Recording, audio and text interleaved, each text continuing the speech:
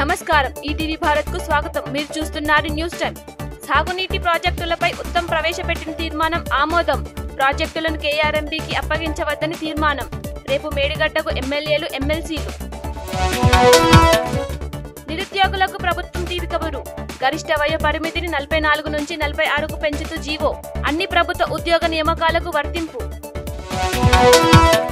ప్రతిపక్ష నేత ఎందుకు అసెంబ్లీకి రాలేదంటూ రేవంత్ రెడ్డి ప్రశ్న. సభకు వచ్చి సమాధానం చెప్పాలంటూ డిమాండ్.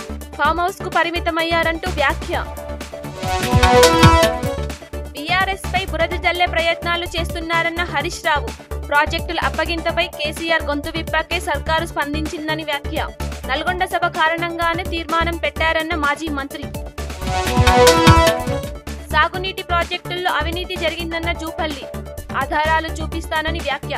అవకతవకలు జరగలేదని హరీష్ రావు చెప్పగలరా అని సవాల్. లోక్సభ ఎన్నికల కోసం 35కు పైగా కమిటీలను వేసిన బీజేపీ. ఎన్నికల నిర్వహణ కమిటీ చైర్మన్ గా కిషన్ రెడ్డి, కన్వీనర్ గా లక్ష్మణ్. మేడిగడ్డ సందర్శనకు బీజేపీ ఎమ్మెల్యేలు దూరం. బ్యారేజీ కుంగినట్లు అందరికీ తెలిసిందేనన్న ఎమ్మెల్యే రాకేష్ రెడ్డి. మళ్లీ కొత్తగా వెళ్లి చూడాల్సిందేమీ లేదంటూ వ్యాఖ్య. ఖతర్లో భారత నౌకదళ మాజీ ఉద్యోగుల విడుదల. గూఢచార్యం కేసులో 8 మందికి ఉరిశిక్ష విధించిన స్థానిక కోర్టు. విదేశాంగ శాఖ అభ్యర్థనతో శిక్ష రద్దు. అసెంబ్లీలో బలపరీక్ష నెగ్గిన నితీష్ ప్రభుత్వం. మద్దతుగా 129 మంది ఎమ్మెల్యేలు. ఓటింగ్ సమయంలో వాకౌట్ చేసిన విపక్షం. 30 రోజులు 300 సెంటర్లు. హిందీ బాక్సాఫీస్ వద్ద హనుమాన్ అరుదైన రికార్డ్.